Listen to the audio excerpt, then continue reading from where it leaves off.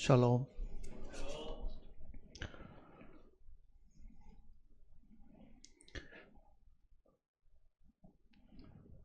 얼마 전에 남편을 잃으신 자매님이 궁금해하는 부분을 지난 주일날 저에게 질문을 한 내용이 있습니다. 그 형제님은 군인이었기 때문에 아마 화장을 해서 국립묘지에 안장이 되었던 것 같은데요. 화장을 하려고 하면 마음에 꺼리낌이 조금 아마 있었던 것 같습니다. 흙으로 돌려보내야 되는데 화장을 해버렸으니 나중에 부활을 하게 되면 어떻게 될 건가 하는 그 의문이 조금 남아 있었던 모양입니다. 과거에 다니던 모임에서 들은 설교로 봐서는 나중에 부활할 때도 무덤에서 다시 올라오면 결국은 흙의 성분인 몸으로 다시 부활할 것 같은데, 화장을 해버렸으면 그게 어떻게 될지 불안하고 화장을 안 했어야 되는데 하는 그 생각을 아마 갖고 계시는 것 같습니다. 우리가 복음은 듣고 믿고 깨달은 부분이 있지만은요, 구원을 받았다고 해서 그 지식까지 우리가 스스로 알 수 있는 것은 사실은 아닙니다. 성경 속에 그런 부분에 대한 내용도 충분히 하나님께서 계시를 해 주셨기 때문에 우리는 이 말씀을 통해서 하나님이 가르쳐 주신 그 지혜대로 분명하게 알고 있어야 됩니다.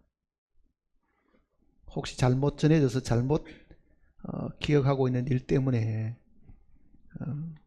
괜히 염려하지 않아야 될 부분까지도 걱정하는 그런 일들이 있다고 하면은요, 그것은 지식이 사실은 부족해서 그렇습니다.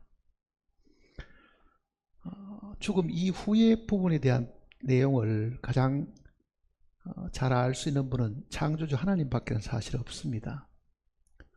왜냐하면 사람이 죽었다가 다시 돌아와서 있었던 그 내용을 우리에게 상세하게 가르쳐 줄 만한 그런 사람들이 이 지구상에는 사실은 없기 때문에 그렇습니다. 죽은 몸이 어떤 상태이며 부활의 몸은 또 어떤 상태인가, 그 부분에 대한 것들도 우리의 지식으로나 우리의 깨달음으로는 사실은 알기는 그게 불가능한 이야기입니다. 그러나 우리가 믿는 하나님은 창조주 하나님이시고 모든 것들을 다 아시는 소위 전지전능하신 분이시잖아요. 전지라는 것은 모든 걸 다 아신다는 뜻이니까 그분에게서 나오는 말씀이 아니고는 우리는 그 부분에 대해서 사실은 잘 스스로는 알 길이 분명히 없습니다. 그리고 혹시 앉아 계시는 분들이나 혹은 그리스도인들 중에서도 화장을 하면 어떨 것인가, 그게 성경적으로 맞느냐, 화장을 안 해야 되는 것이 아니냐, 땅에 매장하는 것이 더 나은 것이 아니냐, 나중에 부활의 몸을 입으면 화장하면 화를 입고 이상하게 되지 않겠는가 하는 그런 부분에 대한 것들은 의심을 안 하시는 것이 하나님의 말씀을 믿는 사람으로서의 마땅한 일들입니다. 전에도 이 내용을 한번 우리가 공부한 기억이 있습니다. 배웠다 해서 다 기억하고 있는 분들이 사실 드문데요. 우리는 반복해서 잘 모르면 또 읽고 또 듣고 또 배워가지고 분명한 지식을 사실 가질 필요가 있다는 걸 생각을 합니다.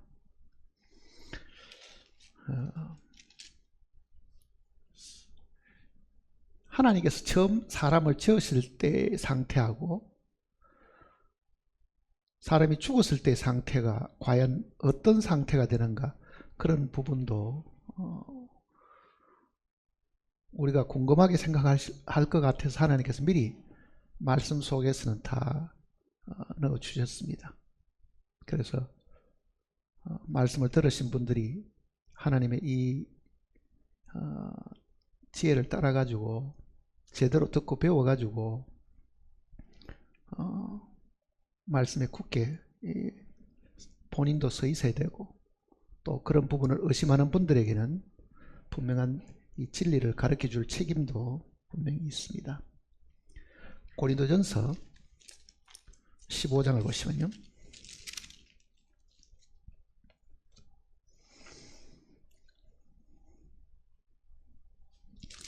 과거에 우리는 이 고린도전서 15장을 함께 다 외운 적이 있습니다. 이 내용을 다시 한번 읽어보겠습니다. 35절입니다. 15장 35절. 누가 묻기를 죽은 자들이 어떻게 다시 살아나며 어떠한 몸으로 오느냐 하리니, 어리석은 자여, 내가 뿌리는 씨가 죽지 않으면 다시 살아나지 못하겠고, 또 내가 뿌리는 것은 장래의 형체를 뿌리는 것이 아니요 다만 밀이나 다른 것에 알맹이 뿐이로되, 하나님이 그 뜻대로 그에게 형체를 주시되 각 종자에게 그 형체를 주시느니라. 육체는 다 같은 육체가 아니니 하나는 사람의 육체요, 하나는 짐승의 육체요, 하나는 새의 육체요, 하나는 물고기의 육체라.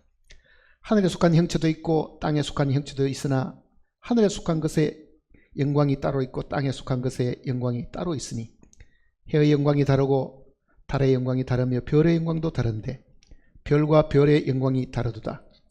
죽은 자의 부활도 그와 같으니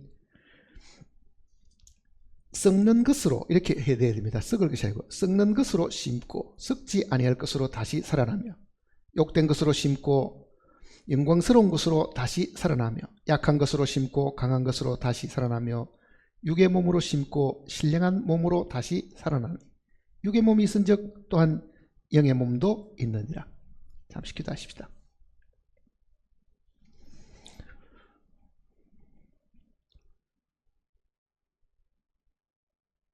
전지전능하신 살아계신 우리 아버지 하나님, 우리에게 많은 것을 일깨워 주셨지만은 우리는 하나님께서 가르쳐 주신 그 내용에 극히 소수의 것만 저희들이 알고 있을 따름입니다. 하나님의 말씀 속에 우리가 깊이 들어가지 않고 이 말씀을 폭넓게 공부하지 않음으로 인해서 우리의 지식이 짧고 아는 것이 별로 없으므로 살아가는 동안에 겪는 많은 일들 때문에 염려하고 걱정하는 일들이 있습니다.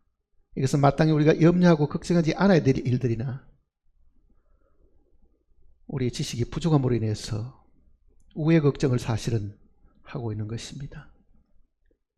그러고 하신 말씀으로 우리가 궁금해하는 모든 것들을 주님께서 친히 가르쳐 주셨으니 이 말씀을 마음에 받아들여서 더 이상 엉뚱한 상상 속에 사로잡혀서 의심하고 불안해하는 저희들이 되지 않도록 지켜주시옵소서.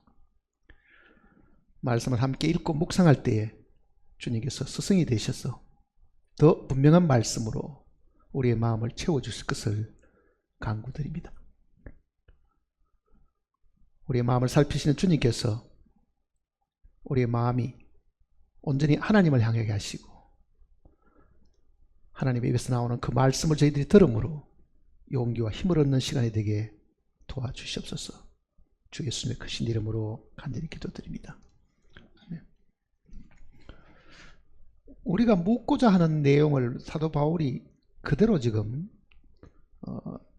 이야기를 해주고 있습니다. 35절을 보시면요, 누가 묻기를 그러잖아요. 그러니까 그 당시에도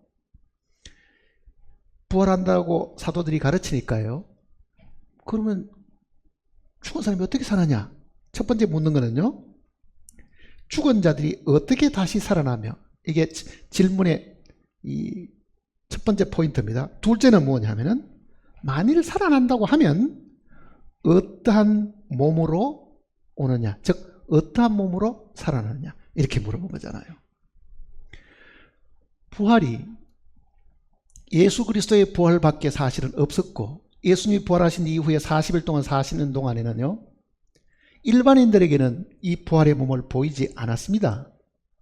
제자들에게 보였고 500여 형제에게 보여서 한 10번 정도 부활의 몸을 믿는 제자들에게는 나타내 보이셨지만은요, 세상 사람들에게는 이 영광스러운 부활의 몸을 보이질 않으셨습니다. 자, 부활을 목격한 사람들이 주님의 그 명령을 따라서 죽은 자 가운데서 부활이 있다.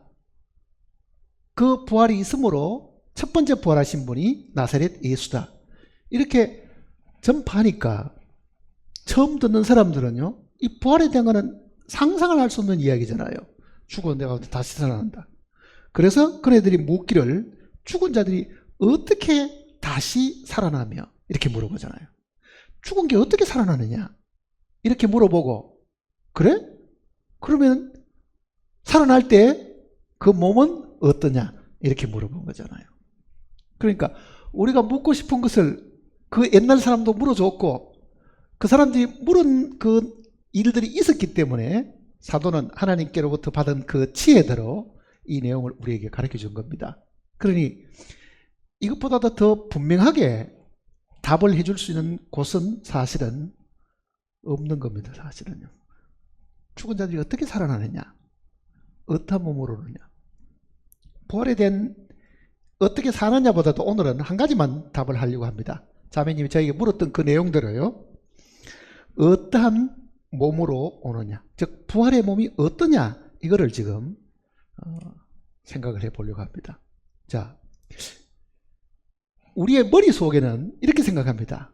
무덤에 있는 자들이 다 일어난다 하니까 봉분 속에 다 흙이 되어 있던 그 사람들이 다시 그 흙이 가지고 있던 성분으로 그 몸이 다시 그 옛날 몸으로 이렇게 세움을 받아가지고 이제는 죽지 않은 그런 형태의 사람이 되는 모양이다. 그건 잘못된 이야기입니다. 한번 생각을 해보세요. 무덤 속에 있다고 하는 것은 우리가 생각하는 이 관점이에요.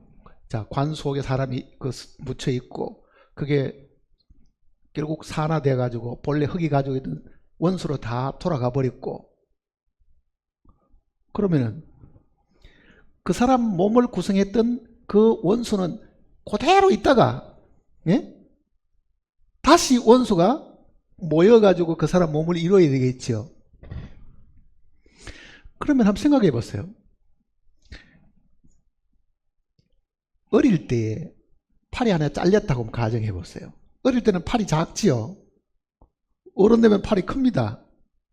어릴 때 몸을 구성했던 그 작은 팔은 어릴 때 흙으로 돌아갔고, 나머지 몸은 큰 몸인데 돌아갔으면은 나중에 부활한다고 하면은 팔은 어릴 때 잃어버리고 흙으로 돌아갔으니까 쪼만하고 몸만 이렇게 커다란 그런 몸이 되겠느냐고, 사실은요. 그리고 실제로 사람의 이 몸이 다 흙으로 안 돌아가고요, 짐승에게 잡아먹히는 경우도 있고, 죽어가지고 저 시체가 바다에 빠뜨리는 해군들이나 바다에 사는 사람들은 다 바다에다가 수장을 해버리니까 물고기가 다 먹어버린다고요. 그게 물고기의 몸이 되어버리잖아요. 그럼 그 사람은 어떻게 되겠어 나중에? 흙으로 산화되기 전에 다른 짐승이나 다른 물고기에 잡아먹혀가지고 소화돼 버리면 그게 어떻게 되겠냐고. 그게. 그러니까 지금 이 바울이 우리에게 가르쳐주는 이 지혜보다도요, 더 정확하게 설명할 수 있는 방법이 없고, 사람들이 상상해가지고 부활의 몸이 이러니 저러니 이렇게 추측해서도 사실은 안 됩니다. 자, 하나님이 처음 사람을 만드실 때 그때 상황부터 죽음이 왔을 때 그 몸이 어떻게 되며 사후에는 어떻게 되는가, 그 부분을 지금 우리가 한번 생각을 해봅시다. 창세기 3장은 분명히 땅의 흙으로 사람을 지으시고 그랬습니다. 땅의 흙으로 사람을 지으시고, 그러니까 흙을 가지고 뭘 하셨겠어요? 우리가 지금 찰흙 가지고 무슨 이렇게 짐승도 만들고 뭐 학교에서 그런 작업들을 해봤잖아요. 그것처럼 흙으로 가지고 분명히 뭉치듯이 처음에는 하나님께서 흙으로 가지고 사람의 형태를 이렇게 잡았을 겁니다. 그러니까 사람이 이렇게 누워 있다고 하면은 이게 전체를 흙으로 만들었으니까. 몸 성분이 땅이 가지고 있는 17가지 원소로 되어 있습니다. 그러니까 그 원소로 다시 돌아가잖아요, 사실은. 그러니까 흙으로 만들었다는 것은 흙이 가지고 있는 원소로 이게 구성이 되어 있다는 뜻입니다. 그리고 이 흙은 우리의 영혼을 담기 위한 그릇이지, 이 흙이 하나님의 목적하신 바는 사실은 아닙니다, 이게. 그러니까 흙으로 사람을 만드시고 생기를 그 코에 불어넣으시니 그러잖아요. 생기를 그 코에 불어넣으시니. 그 다음에는 사람이 생명이 된지라 그랬습니다. 생명이 된지라. 그럼 보세요. 흙 플러스 하나님이 불어넣는 생기라는 거는요, 생기라는 말은 이런 뜻입니다.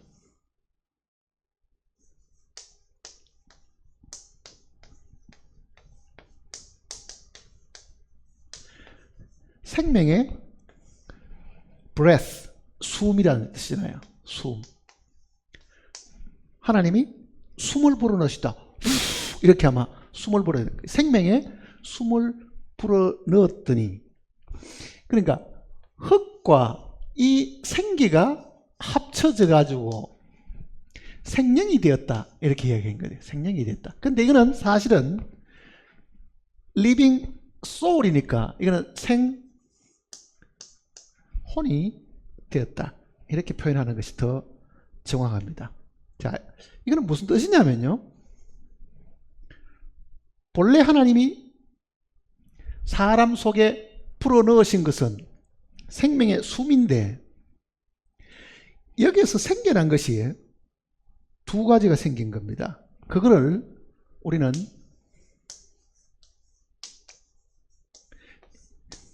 영과 혼이 생겨난 겁니다. 그러니까 하나님 자기의 생명의 숨, 이 영을 불어넣으시니까, 그러니까 그 영은 창조된 것이 아니고 하나님께로부터 온 거잖아요.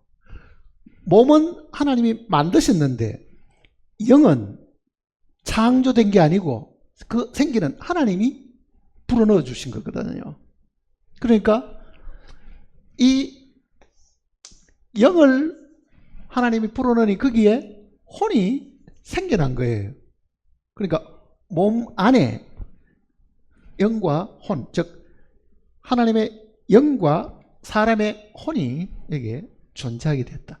자, 우리 성경 속에 영혼이라는 단어가 굉장히 많이 나옵니다. 근데 실제는요, 영혼이라는 단어에 해당되는 영어도 없습니다. 사전을 펴가지고 영혼이라는 단어를 영어로 옮기려고 하면요, 여기에 해당되는 단어는 없다고요, 사실은요. 그러니까 앞으로 성경을 읽으시는 분들이 이 단어를 잘 이해하려고 하면 이거는 영과 혼이다, 이렇게 표현한 부분들이 있고, 아니면 혼을 영혼으로 표현한 데도 있고 영을 영혼으로 표현한 부분도 있습니다. 그러니까 영혼이라는 그 단어에 해당되는 다른 번역할 만한 단어가 없어요, 사실은요. 그 말은 무슨 말이냐면은 영과 혼은 다른 존재이다. 자, 우리가 외우고 있는 이 야고보서 내용 속에 영혼 없는 몸이 죽은 것 같이, 그런 표현이 있죠. 영혼 없는 몸이 죽은 것 같이. 근데 사실은 그거는 영혼 없는 몸이 죽은 게 아니고요, 영이 없는 몸이 죽은 것 같이, 그렇게 돼야 그게 정상적인 겁니다. 과거에 이 성경을 번역하던 사람들이, 우리나라 사람들은요, 영과 혼에 대한 개념이 분명치를 않았습니다. 초기 번역하는 사람들은요. 왜? 유교 문화권에 사는 사람들이나 혹은 불교 문화권에 사는 사람들은 죽고 난 다음에는 혼백이 있다, 그 혼이라고 하는 부분을 영혼으로 보통은 표현한 거거든요. 그러니까 영과 혼이 다른데 영을 영혼이라고 하는 데도 있고 혼을 영혼이라고 같이 부르다 보니 번역하는 사람들 이 생각 속에서 영과 혼을 구분하지 않았기 때문에 우리말 이 성경 속에는 영혼을 혼돈해서 써놓은 부분들이 많습니다. 예수님께서 십자가에 달려 돌아가시면서도요, 아버지여 내 영혼을 아버지 손에 부탁하나이다. 그것도 사실은 내 영을 아버지 손에 부탁하나이다. 그렇게 되는 겁니다. 사실은요. 내 영을 아버지 손에 부탁하나이다. 스데반도 죽을 때 내 영을 받으시옵소서. 근데 우리말 성경은 예수님의 그 기도, 스데반의 기도, 야고보에 나와 있는 그 내용들이 전부 다 영혼이라고 그냥 번역을 해둔 것 뿐이라는 이야기잖아요. 그러니까 영과 혼을 번역하는 사람들이 혼돈해가지고 영을 영혼으로 혹은 혼을 영혼으로 사실은 번역을 해둔 거지만은 이거는 우리가 구분하는 게 아니고요. 하나님이 이거를 분명히 나누어 두었습니다. 그러니까 하나님이 나누어 둔 거를 사람이 끄다 붙여놓으면은 전혀 다르게 이해할 수 있는 것들이 사실 많습니다. 전도서 12장도 흙은 여전히 땅으로 돌아가고 영혼도 아니죠. 그거는 영은 그 주신 하나님께로 돌아가기 전에라. 자, 예수님도 아버지 내 영을 받으시옵소서 이렇게 기도하시잖아요. 그 영이 어디서 왔기 때문에 그렇습니까?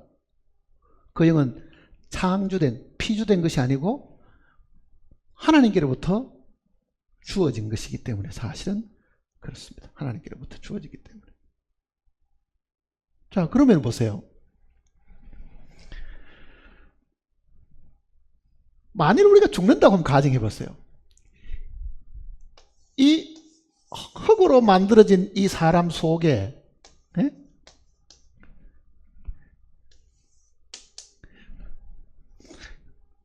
우리의 지금 여기 영을 생기를 불어넣으니까 생혼이 되었다 그러죠. 생혼이 되었다. 그러니까 불어넣은 하나님의 생기가 있고 거기에서 생겨난 혼이 있는 거죠. 그러니까 사람은 뭐냐? 사람의 인격은요, 영의 인격이 아닙니다. 뭡니까? 혼이라고요.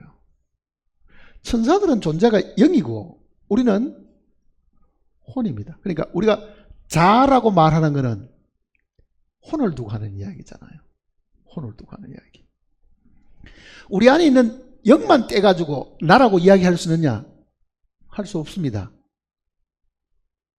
그거는 하나님께로 주어진 것이긴 해도요, 그 내 영은 내 존재 자체가 아니라고요. 내 존재는 뭐겠어요, 그러면요? 실제로는 혼이 내 존재입니다. 혼이.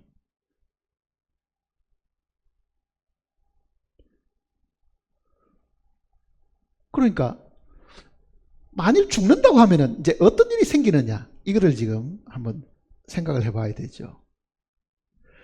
하나님께서 불어넣었던 영이 있고 거기서 생겨난 혼이 있는데 그걸 우리가 만일 영과 혼, 영혼이라고 만일 한다고 하면은 이 영혼이 어떤 상태가 되느냐, 그 얘기잖아요. 고린도후서 5장을 보시면요.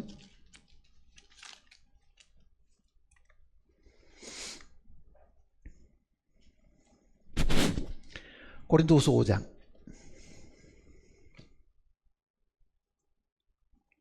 1절입니다.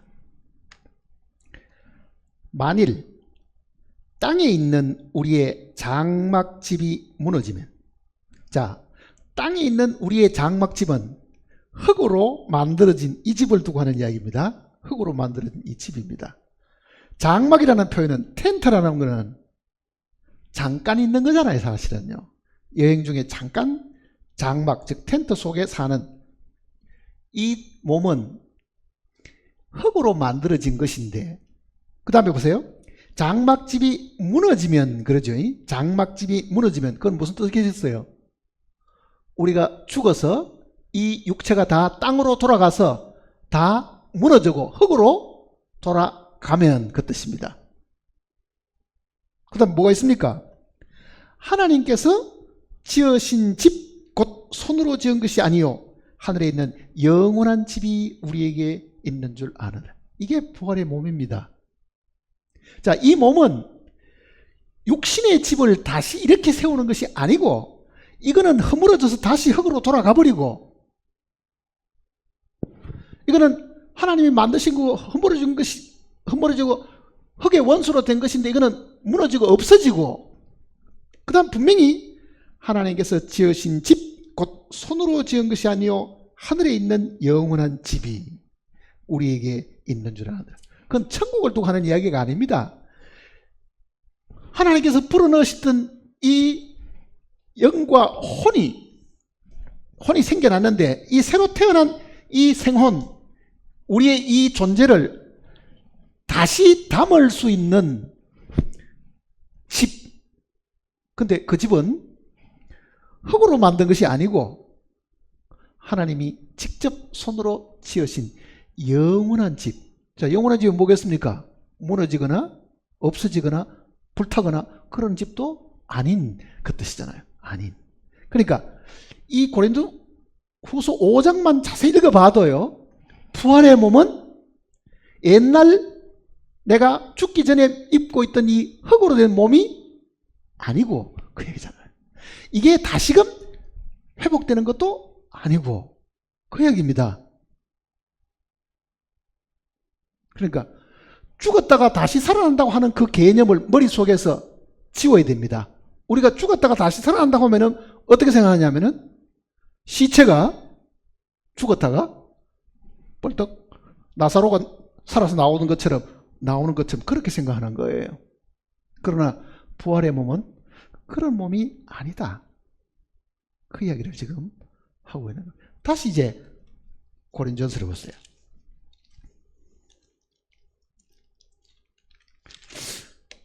고린전서 15장을 다시 보시면요.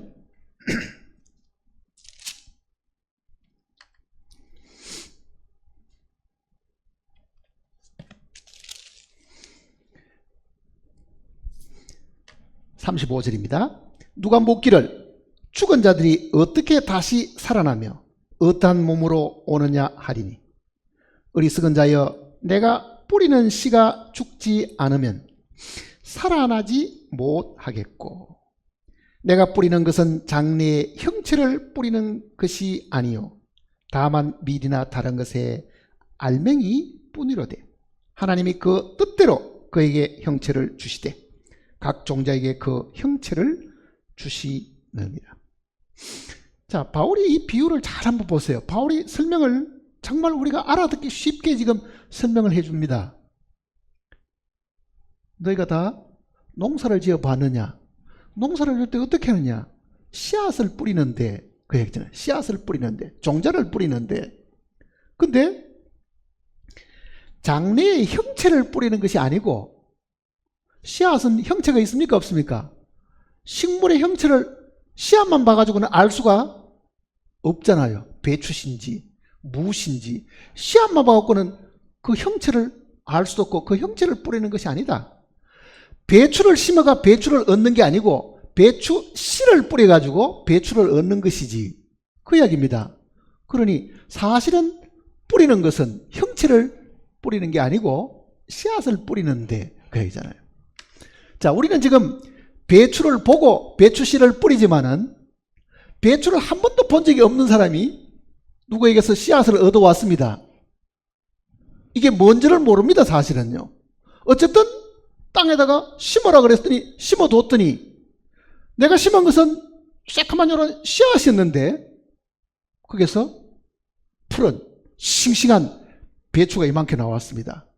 씨앗하고 그 배추하고 상상할 수 있었습니까? 씨앗을 보고 배추를 상상하고 있었냐고요. 그 이야기를 지금 바울이 하고 있는 겁니다. 다만 밀이나 다른 것에 알맹이뿐이로되 씨앗뿐이로되 그러지 않겠냐. 하나님이 그 뜻대로 그에게 형체를 주시되 각 종자에게 그 형체를 주시느니라. 그러니까 상추도 있고 무시도 있고 파도 있고 온갖 것이 만일 다 있다고 하면 씨앗의 종류가 아무리 많다고 하더라도 각 씨앗들은 나름대로의 형체를 다 그 작은 씨앗 속에 다 들어있다.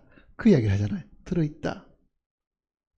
그러면 바울은 지금 요 흙으로 된 요것도 작게 만들면 뭐처럼 보이겠어요? 하나의 씨앗이다. 그 얘기입니다. 우리가 지금 흙으로 된 요 껍질 속에 실제 생명을 가지고 있는데 지금 육신을 가지고 있는 이거는 장막집이고 요게 껍질이라고 생각하면은 요거를 땅에다가 그대로 묻는다고 하면은 실제 나오는 거는 이 형체가 나오는 게 아니고 뭐가 나온다는 얘기입니까? 그 생명이 가지고 있는 형체가 나오게 되어 있다. 이해갑니까? 저는 이 바울의 이 설명을요 읽을 때마다 어떻게 이거를 이렇게 설명했을까? 물론 바울의 자기의 지혜는 분명히 아니었기 때문에. 그러니까 정말 우리에게 산 소망이라는 거는요 이게 땅에 묻혀서 흙으로 돌아간 걸 끝나지 않고 이 땅에다가 장사하는 이 일이 마치 씨앗을 땅에 심는 것 같은 형태니까 그 다음에는 하나님께서 나팔을 불어서 그 씨앗을 싹트게 한다고 하면은 그거는 그 몸이 가지고 있는 그 씨앗이 가지고 있는 진짜 몸이 나오는데 형태가 나오는데 그 이야기를 한 겁니다. 자 39절 보세요. 육체는 다 같은 육체가 아니니 하나는 사람의 육체요 하나는 짐승의 육체요 하나는 새의 육체요 하나는 물고기 육체라. 하늘에 속한 형체도 있고 땅에 속한 형체도 있으니 하늘에 속한 영광이 따로 있고 땅에 속한 영광이 따로 있으니 해의 영광이 다르고 달의 영광이 다르며 별의 영광도 다른데 별과 별의 영광이 다르도다. 그렇게 설명하고 이제 결론을 이야기하는 겁니다. 죽은 자의 부활도 그와 같으니 썩는 것으로 심고 썩지 아니할 것으로 다시 살아나며. 자, 썩는 것이라는 건 뭐냐? 흙에 속한 것은 다 산화되고 분해되는 것인데 지금 우리는 이게 썩는 몸을 가지고 있는데 이 썩는 것으로 심고 그 얘기입니다. 썩는 것으로 심고. 그러니까 사람이 죽어서 땅에 묻는 그 내용을 썩는 것으로 심고 그 다음에는 43절은 욕된 것으로 심고 영광스러운 것으로 다시 살아나며. 자, 우리의 몸이란 것은 늙고 병들고 쇠하니까 이거는 욕되고 천한 것인데 그 말입니다. 영광스러운 것으로 다시 살아나며 약한 것으로 심고 강한 것으로 다시 살아나며. 우리의 육신이 약하지만은 부활의 몸은 강하다 그 얘기잖아요. 그 다음 44절 보세요. 육의 몸으로 심고 그 다음에는 영의 몸으로 다시 살아나며. 여기 신령하다는 말은 영의 몸입니다. 영의 몸으로 다시 살아나며. 육의 몸이 있은즉 또 뭐가 있다고요? 영의 몸이 있다. 이걸 기억해야 됩니다. 육신으로 다시 살아나면 이거는 여전히 육신입니다. 흙이 가지고 있던 성분으로 다시 살아나면 여전히 이거는 뭡니까? 흙입니다. 흙덩어리잖아요. 그럼 이거는 흙에 속한 몸으로 심고 하늘에 속한 몸으로 살아야 되지. 흙의 몸으로 심고 또 흙의 몸으로 살아나면은 그거는 성경이 말하는 부활이 아니고 성경에서 말하는 부활의 몸도 아닙니다. 그러면요. 그러니까 이거는 전혀 다른 몸인 거예요. 전혀 다른 몸. 자, 현재 자기가 가지고 있는 몸으로 부활하기를 원하는 사람 손 들어보세요. 한번 생각해 보세요. 나중에 영원한 하늘나라에 사는데 내가 지금 가진 몸으로 다시 살아나기를 원해요? 원하는 사람 아무도 없을 겁니다. 어딘가는 부족하고 어딘가는 마음에 안 들거든요. 사실은요. 아프고 병들고 뭐 자기가 봐서 마음에 안 들고. 그런데 그런 몸으로 다시 살아났다? 그러면 선택하라 그러면은요, 나는 키가 적은데 부활할 땐 하나님 부탁해가지고 키를 좀 널씬하게 좀 해달라고 해야 되겠다. 나는 지금은 눈이 작은데 부활할 땐 눈을 좀 크게 만들어 달라고 얘기했다. 뭐 그렇게 했어요? 그러니 그런 몸이 아닌 거예요. 육신의 몸에서 무슨 좋고 나쁘고 멋있고 멋있지 않고 그게 아니고, 이거는 구성 자체가 다른 거죠. 지금은 흙으로 구성되어 있지만 이거는 전혀 다른 몸이 우리에게 주어진다. 전혀 다른 몸이 우리에게 주어진다.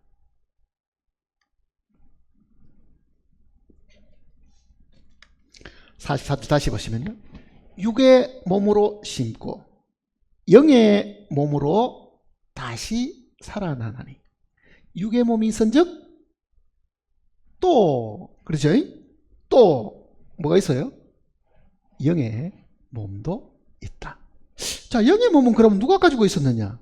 누가복음 20장을 보세요.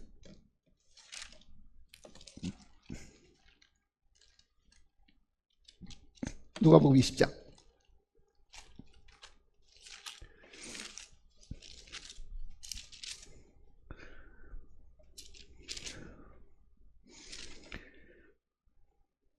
(35절입니다) 34절부터 보십시다. 34절, 누가복음 20장 34절. 예수께서 이르시되 이 세상의 자녀들은 장가도 가고 시집도 가되. 자, 왜 장가가고 시집 가야 됩니까? 누구를 사랑하기 때문에 장가고 시집 갑니까? 본래 하나님께서 아담과 하와에게 명하신 것은요, 생육하고 번성하는 것이 목적이었습니다. 생육하고 번성하는 것이. 근데 부활의 몸은 장가고 시집가는 일이 없다는 말은 새로 나와가지고 수를 더 늘릴 필요가 없는 거지, 사실은. 왜? 죽음이 없는데 무엇 때문에 더 나와야 될 이유가 뭐 있겠어요? 그 다음에 35절에 저 세상과 및 죽은 자 가운데서 부활함을 얻기에 합당히 여김을 받은 자들은 장가고 시집가는 일이 없으며. 장가고 시집가는 일이 없다는 그 말은 생육하고 번성할 일이 없다, 그 말입니다. 쉽게 말하면요. 그 다음에는 그들은 다시 죽을 수도 없나니. 육신의 몸으로 다시 살아나 버리면요, 또 죽습니다. 이 몸은 죽는 몸이잖아요. 근데 영의 몸은 죽는 몸이 아니죠. 죽는 몸이 아니니까 뭐라고 말했습니까? 이는 천사와 동등이며. 천사와 동등이며. 그 말은 무슨 말이겠어요? 천사는 죽지 않는다, 그 얘기잖아요. 천사들도 분명히 영의 몸을 가지고 있는데 그 영의 몸을 가진 그 존재들은 죽는 존재가 아닙니다. 천사들이 타락을 했는데, 마귀와 그 사자들이 하나님을 반역하는 엄청난 죄를 저질렀는데 왜 하나님께서 잡아다가 전부 다 죽여버리면 되지 그냥 두셨는가? 왜 그렇게 했어요? 천사는 죽는 존재가 아닙니다. 그러니 그 반역한 천사들을 죽여 없앨 수가 없으니 어떻게 해야 되겠어요? 영원히 형벌 속에, 지옥의 그 뜨거운 불 가운데 가두어 놓는 수밖에 없는 거예요. 그래서 하나님이 지옥을 만드신 거예요. 마태복음 25장도 분명히 그 이야기를 하고 있잖아요. 마귀와 그 사자들을 위하여 예비된 영영한 불 가운데 들어가라 그러잖아요. 영영한 불 가운데.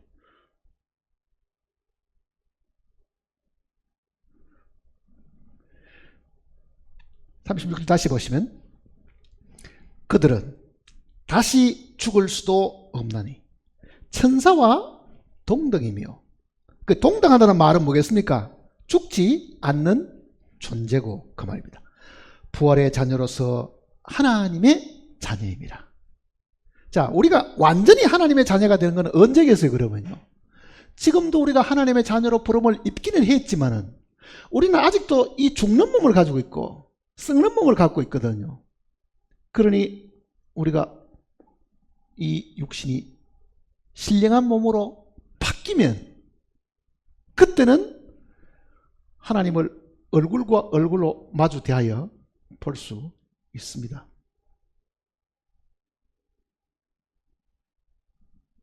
그러니까 우리 육신의 눈으로는 하나님을 볼 수 없지만은요, 이 육신이 이제는 신령한 몸으로 바뀌어가지고 신령한 눈을 우리가 얻게 되면은 우리는 하나님을 늘 뵙고 살 수 있는 그런 상황이 우리에게 주어진다, 그 얘기입니다. 그러니 우리는 아직도 완전한 구원을 못 받고 있지요. 그 완전한 구원은 몸의 구원이잖아요. 몸의 구원. 이 몸이 신령한 몸으로 바뀌지를 아직도 않았기 때문에 우리는 여전히 불안하고 초조하고 겁날 때도 있고 두려워할 때도 있고, 그러지만은 우리가 죽어서 다시 신령한 몸을 입으면은 그때는 전혀 다른 몸이 된다. 그 다른 몸은 육신이 다시 살아나는 몸, 흙의 성분으로 된 이 몸으로 다시 살아나는 것이 아니고 죽지 않는 신령한 하늘에 속한 천사들과 같은 그런 몸을 입게 된다 그러잖아요. 그런 몸을 입게 된다. 다시 고린도전서 15장을 다시 들어가시면요,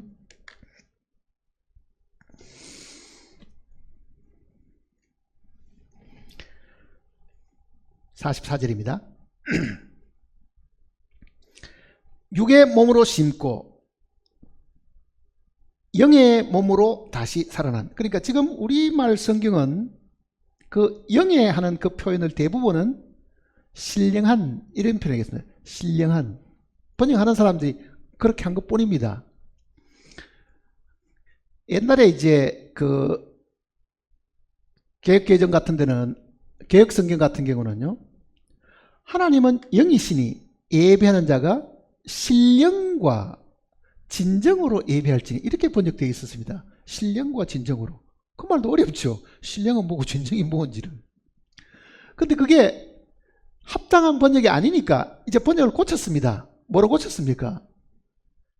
영과 진리 가운데서 이렇게 바꾼 거예요. 하나님은 영이시니 예배하는 자가 in spirit, 영 안에서, 그리고 in truth, 진리 안에서 이렇게 바꾼 거예요. 그러니까 우리말 성경에 신령이라는 말이 나오면 그거는 영적으로 그런 뜻입니다. 영적으로. 그러니까 영의 몸 이런 뜻입니다. 여기도 육의 몸으로 심고 영의 몸으로 다시 살아나나니, 육의 몸이 있은 적도 영의 몸도 있느니라. 그러니까 이거를 기억하시면 됩니다. 이제 현재 나는 육의 몸을 입고 있지만은 부활의 몸을 입을 때는 육의 몸이 아니고 뭡니까?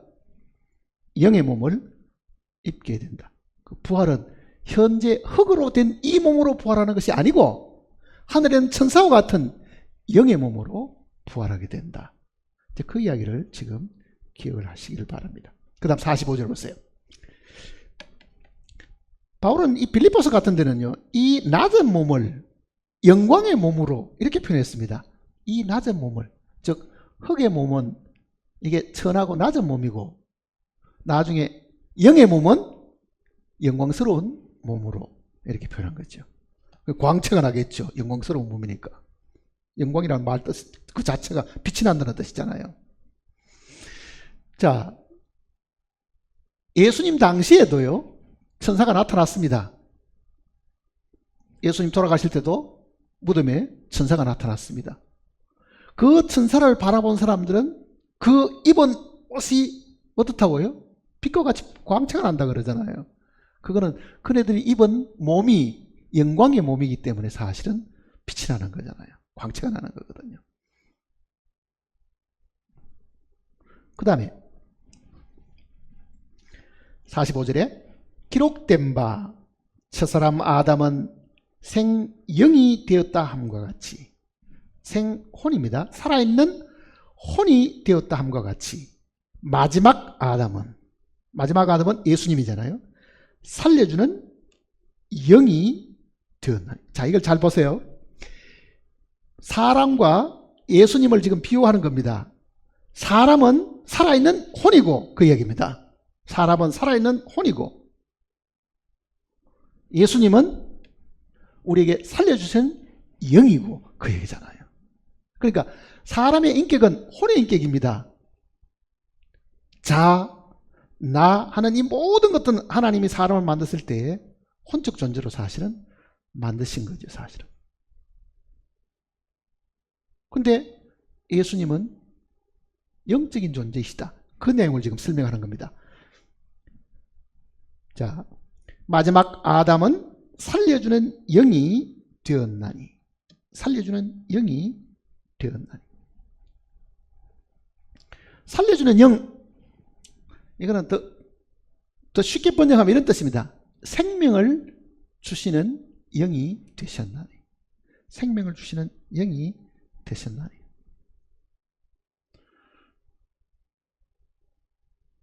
이거는 이런 의미입니다. 자, 우리는 육신이 먼저 만들어지고 우리 속에 하나님이 생기를 불어넣으셔 가지고 영과 혼을 탄생시켰습니다. 그러니 인간은 육체가 먼저 있었고요. 예수님은 반대입니다.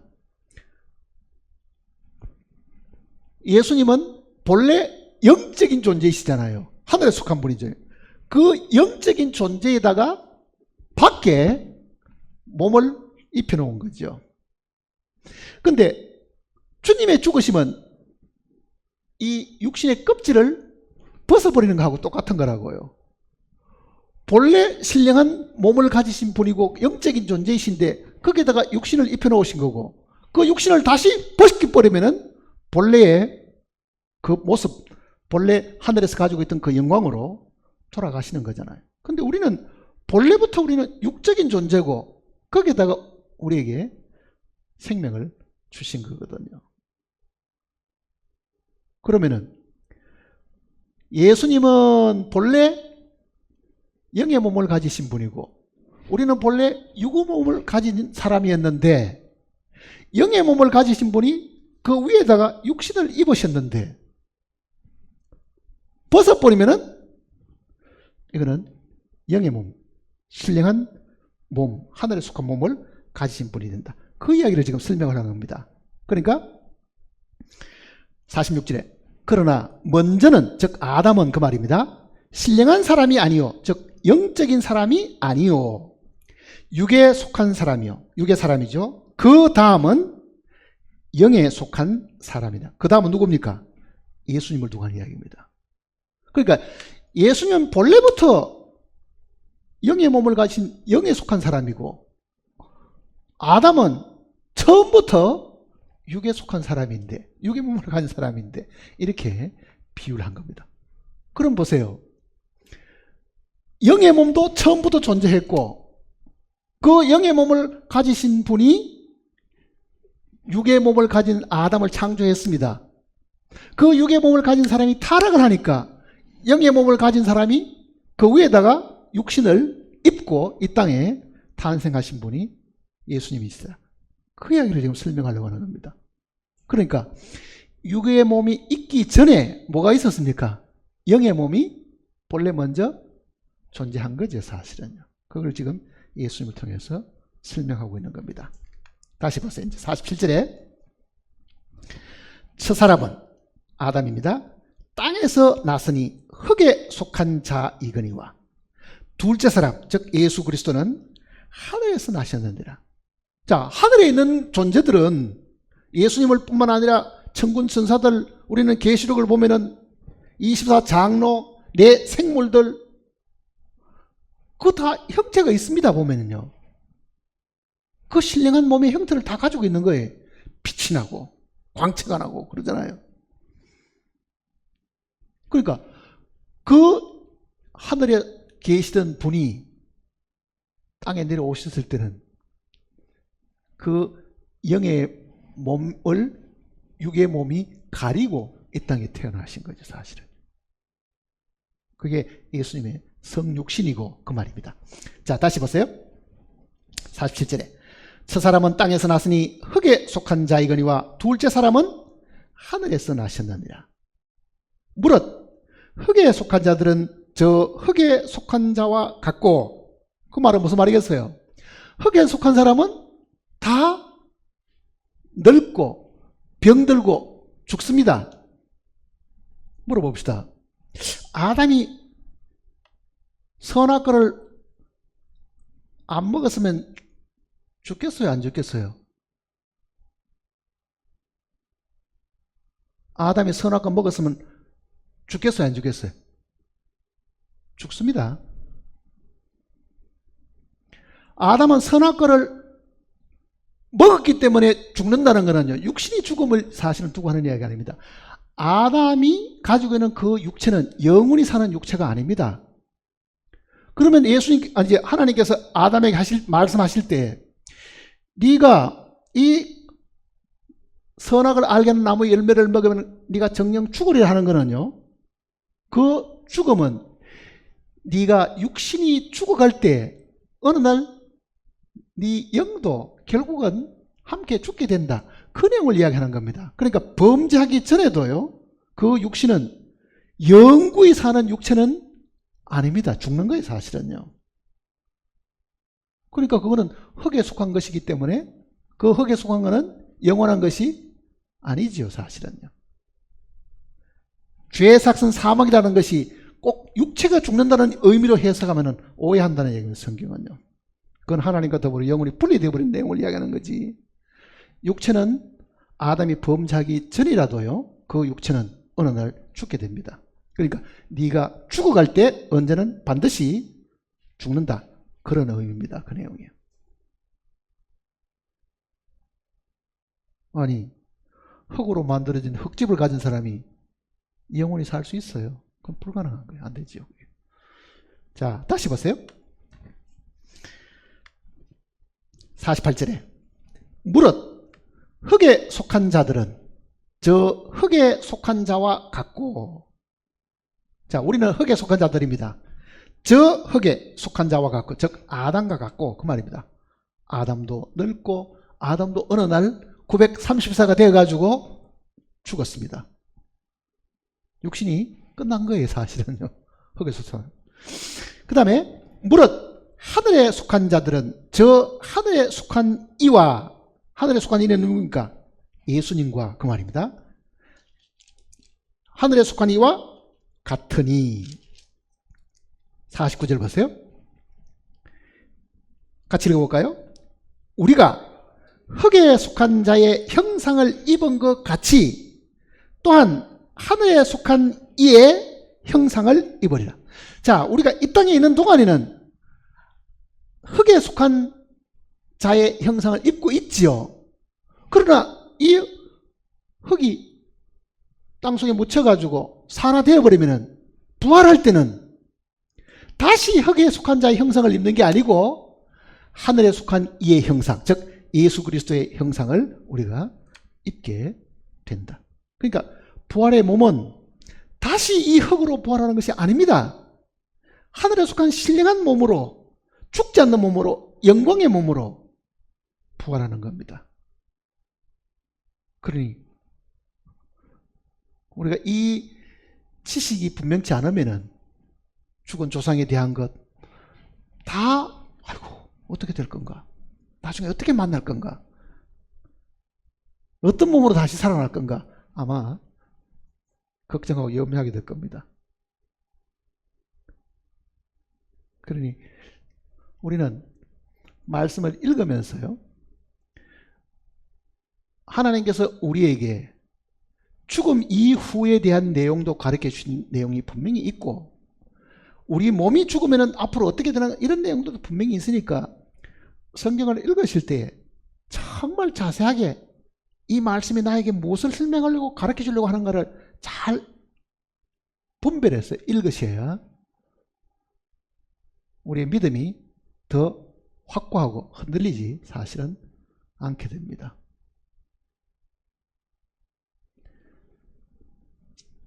(50절) 보세요. 이제 형제들아 내가 이것을 말하노니 혈과 육은 우리 육신입니다.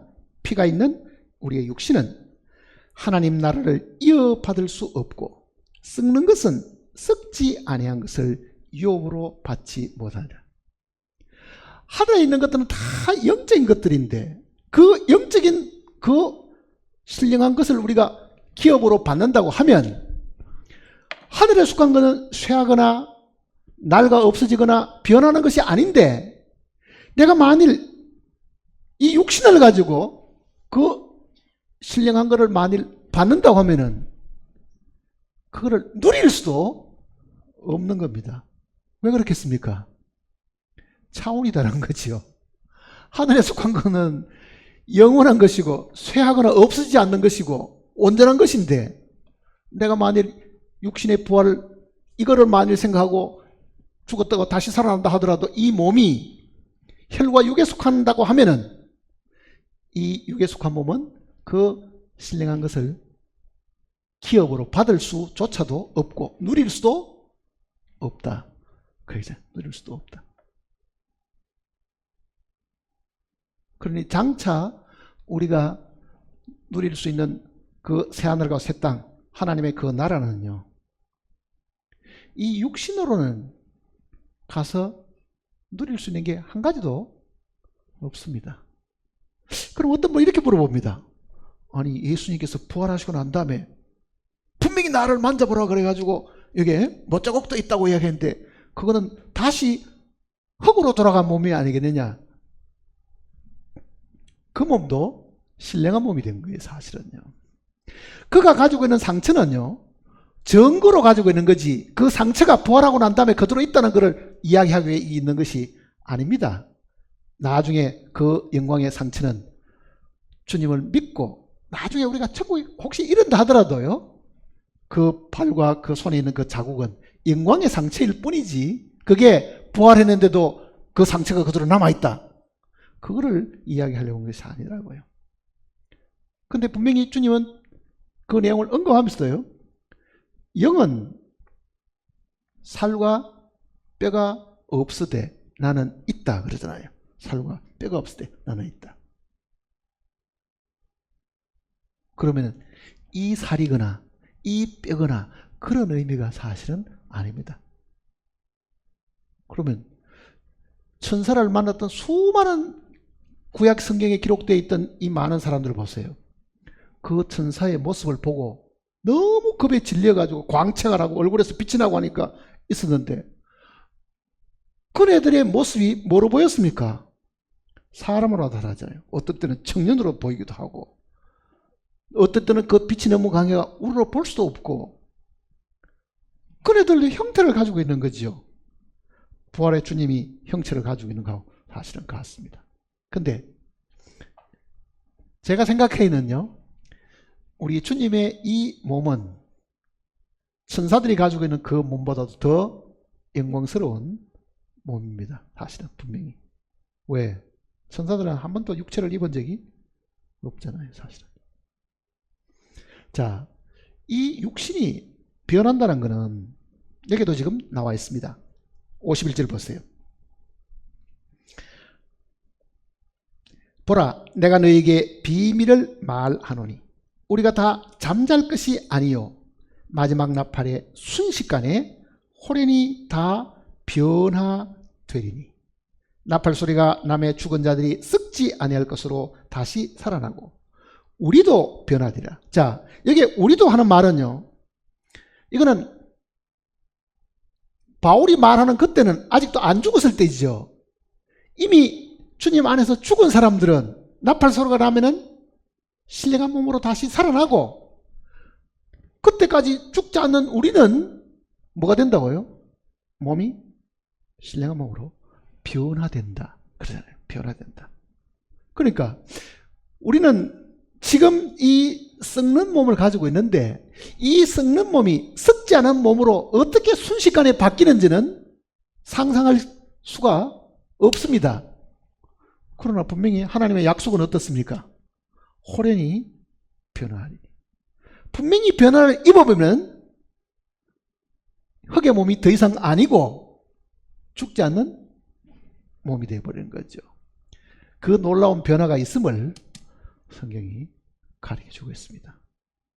영원히 죽지 않는 몸, 영원히 아프지도 않는 몸. 그러니까 부활을 너무 추상적으로 생각할 거 아니고 이게 구체적이고 사실적인 겁니다. 그렇잖아요. 바울이 자기가 스스로 이런 주장을 한 것도 아니고 하나님께 받은 그 계시대로 이것보다 더 분명하게 부활과 그 부활의 몸을 설명할 수 있는 방법이 어디 있겠어요, 그게.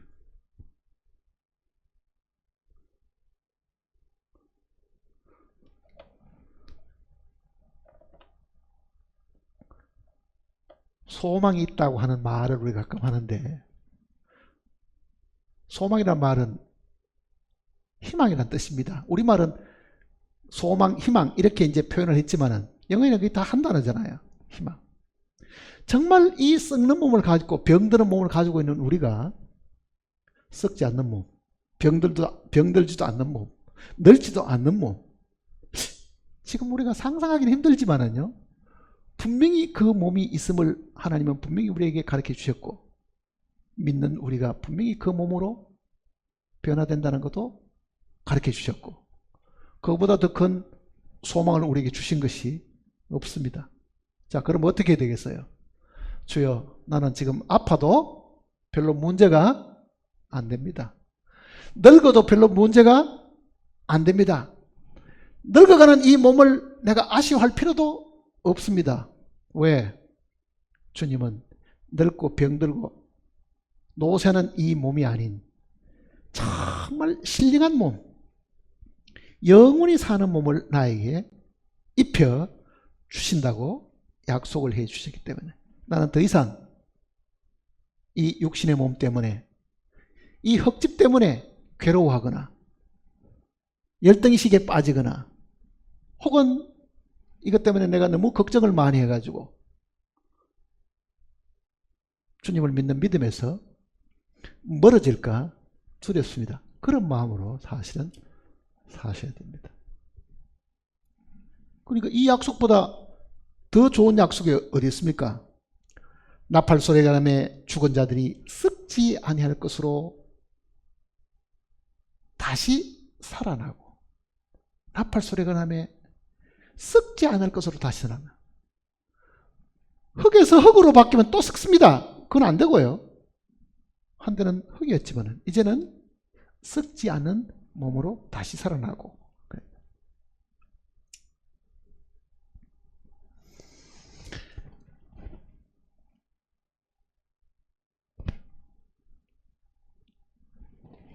마음속에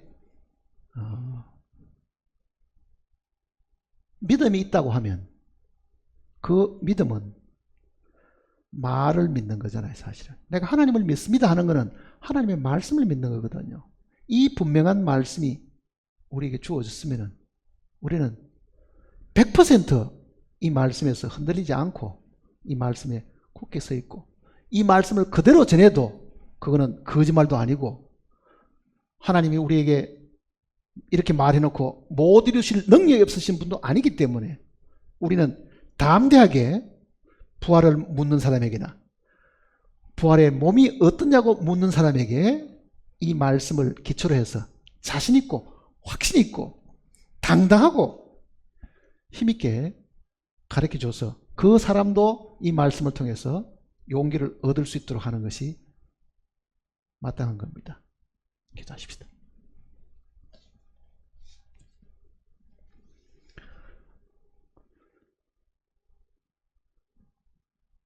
우리를 구원하신 아버지께서 우리의 마음에 있는 여러 가지 의심과 불안해하는 모든 것들을 미리 아시고 이와 같이 좋은 말씀으로 우리를 일깨워 주셨습니다.